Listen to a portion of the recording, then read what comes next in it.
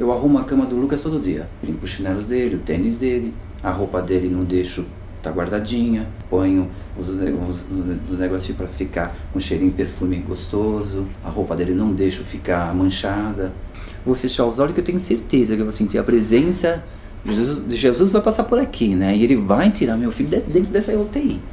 A médica chamou a gente, olha, já teve 3 paradas cardíacas, não sei o que, aí não sei o que, aí chamou de novo, nós fizemos tudo, não sei o que, mas até lá eu tava, bom, Jesus ressuscitou Lázaro. Pensei comigo, não, isso aí não vai acontecer, ele vai a qualquer momento, vai sair dessa, né? Foi pro necrotério, aí eu assim, colocamos no caixãozinho, mas vai sair dessa. Depois que foi o velório, começou a cair a ficha. Eu respeito muito Deus, respeito muito. Naquele momento eu fiquei muito bravo com ele. Fiquei durante uns 2 anos. Eu estava meio assim, uns 2 anos. Não deixa de ser um fato. A pessoa vai perguntar para mim que eu aceito? Nunca vou aceitar, de maneira alguma, essas coisas. O Lucas partiu com 5 anos e 4 meses. 5 anos e 5 meses. Em 2004, numa terça-feira, dia 9, no dia 13, às 14h30, ele partiu.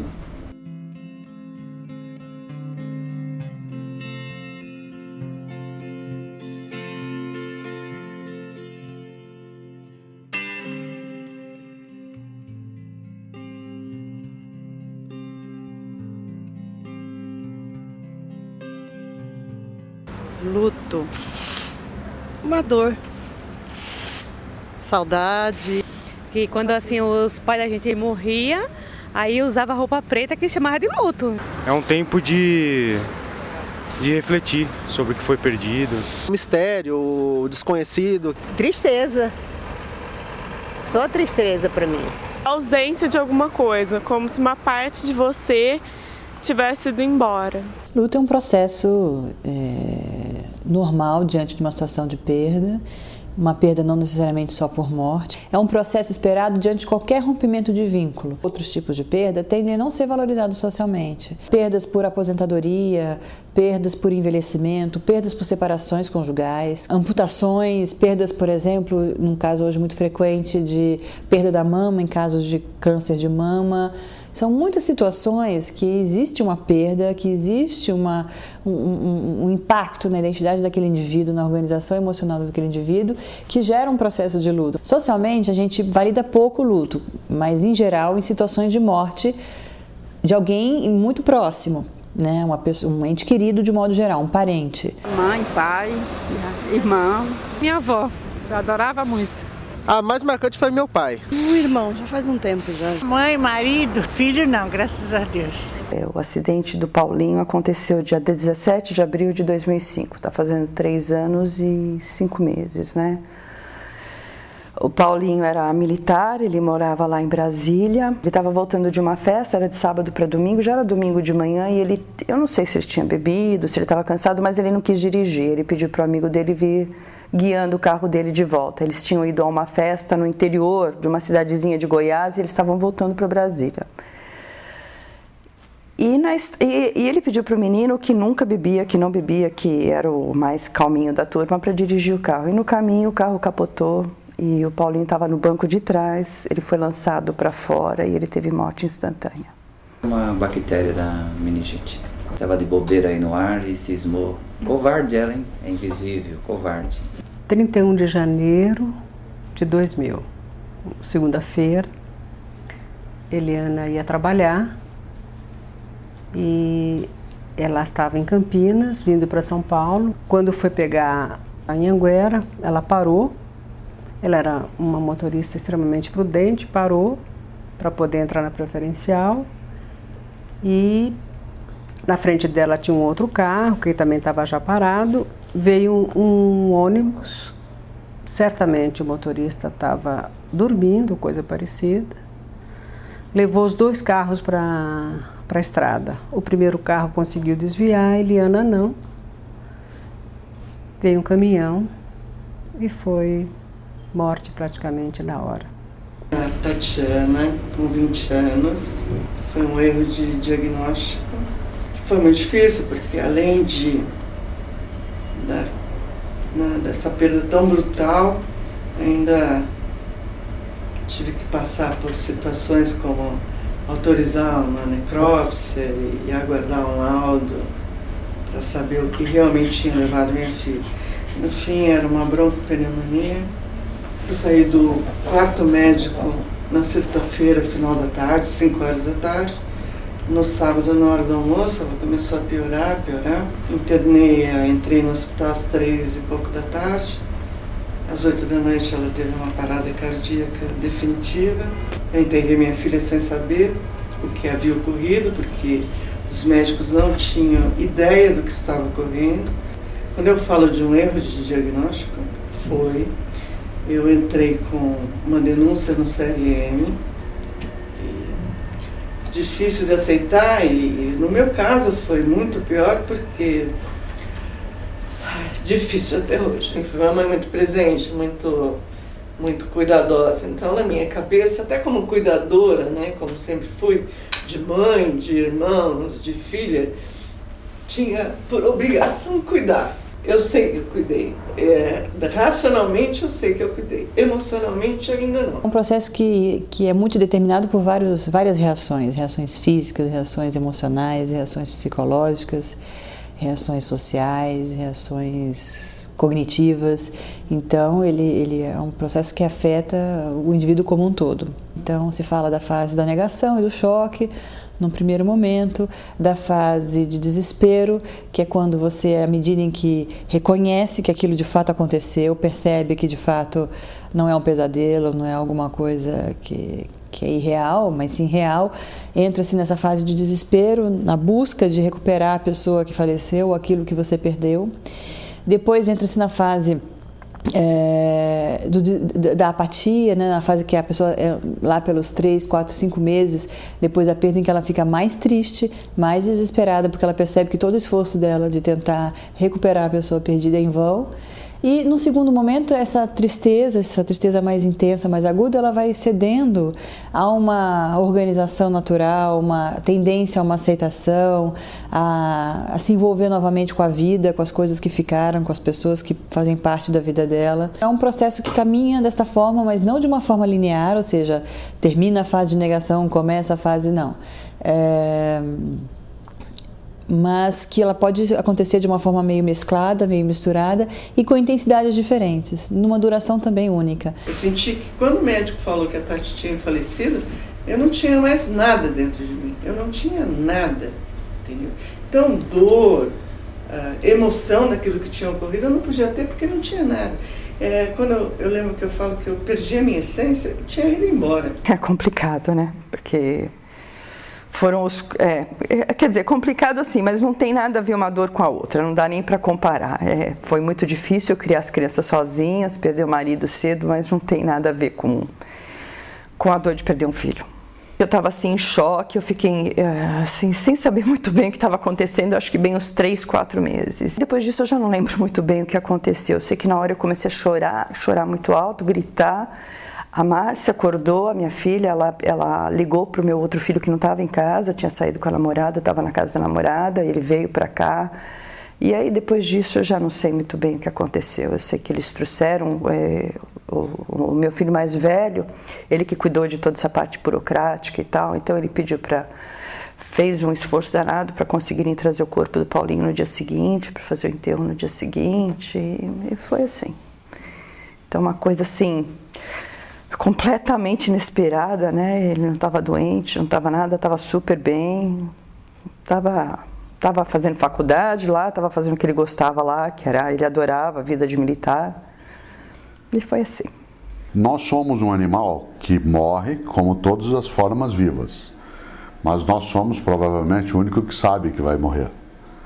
E, portanto, para nós a ideia de finitude, a ideia de encerramento da vida, ela não é confortável.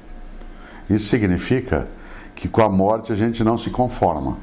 Afinal de contas, supor que a gente, além de existir, de crescer, de sofrer, de amar, de brincar, de sorrir, que isso pode não ter sentido, isto é, que isso uma hora acaba, é algo inaceitável para nós. Portanto, é uma evidência que a gente recusa. Quando me permitiram ver a Tati na UTI, foi uma coisa muito terrível, porque quando eu estava para sair, eu comentei que ela estava estabilizada, não sei o que, tinha uma médica nos pés da cama da Tati, e ela falou assim, não é bem assim, ao meu comentário. E eu saí com aquilo no meu coração mais do que na minha cabeça. E a partir daquele minuto eu entrei em pânico. Eu estava literalmente morrendo de medo, eu só ouvia aquela voz daquela médica na minha cabeça, não é bem assim, não é bem assim. E a sensação que haviam me deixado entrar para uma despedida começou a ficar muito forte, mas não era uma coisa consciente, era uma coisa da alma. Eu só fiquei rezando, eu não queria parar de rezar, porque naquele momento eu acreditava que a minha fé, que a minha reza a Deus realmente iria mudar qualquer tipo. Eu não pensava no pior, mas sentia que algo difícil, algo pior estava acontecendo. Eu não sou nada diante de Deus para falar isso, mas olha, assim, está muito errado aí. Eu ainda continuo falando, ele fala para mim assim, você está comparando, o pessoal que fica matando, mas está morrendo os inocentes e, poxa, e os culpados ficam aí tudo andando aí, sossegado, e os filhos da gente dentro de casa não fez nada, pequenininho, anjinho. Nos 2 primeiros anos, sobretudo no primeiro ano, há uma, vamos dizer, uma desagregação psicológica, alguma coisa parecida com isso, não, na família como um todo. Para mim, fica muito presente a situação da Alice chorando diariamente, força de expressão, todo dia. Os homens, a sociedade, espera que você seja, enfim, o forte, o que aguente a parada, e você chora no banheiro, etc. E depois de algum tempo, pela primeira vez na minha vida, eu percebi uma coisa intrigante, que é essa depressão. Mas era uma situação esquisitíssima, porque você não tem força emocional para fazer aquilo que você tem que fazer, mesmo as coisas simples que você tem. Não tinha percebido antes a grandeza do amor que eu tinha por ela. E talvez essa percepção tenha ajudado na elaboração do luto. Eu definitivamente descobri que eu adorava a minha menina.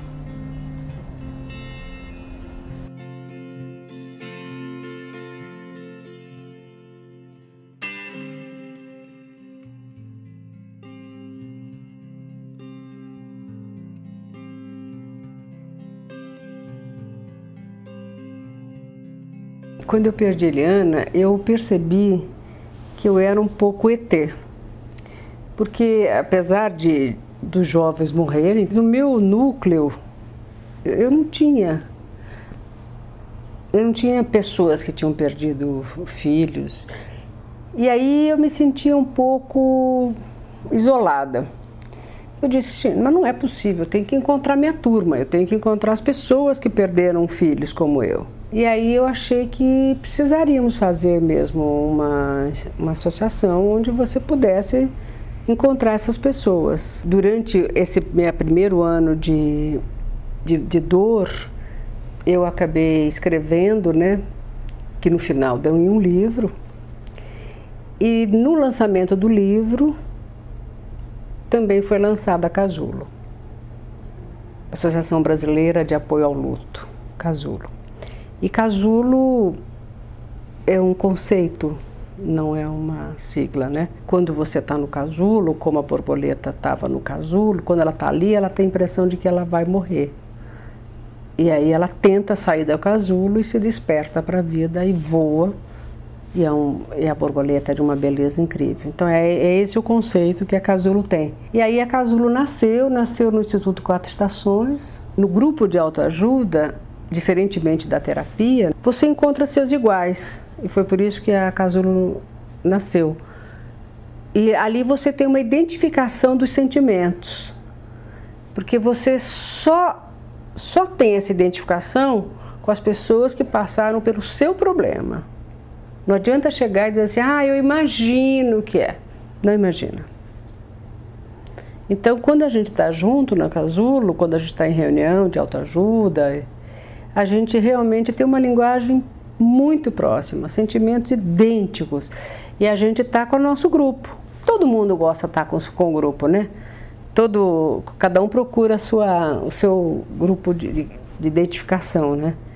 E a Casulo procurou que são pessoas que pedem entes queridos. E principalmente fica conosco pessoas que pedem filhos. Grupos de autoajuda, eles têm esse fator positivo. Passa a ser um espaço onde eu não me sinto um ET, não me sinto um estranho no ninho, né? Porque as pessoas falam de coisas que eu sinto e quando eu falo, as pessoas se sentem identificadas. Eu não me conformo, entendeu? No sentido de ter perdido a minha filha, sabe? Eu não me conformo. O que é isso? Né? Dei meus berros com Deus. Poxa, como é que pode isso ter ocorrido com a gente? Porque às vezes a gente queria não querer sair da cama, não querer mais viver. E claro que no começo eu estava muito mal. Eu estava realmente tristíssima. Eu sempre fui uma pessoa brincalhona, de bom humor, de bom astral, muito otimista. E durante muito tempo eu vi que isso foi banido, né, do meu dia.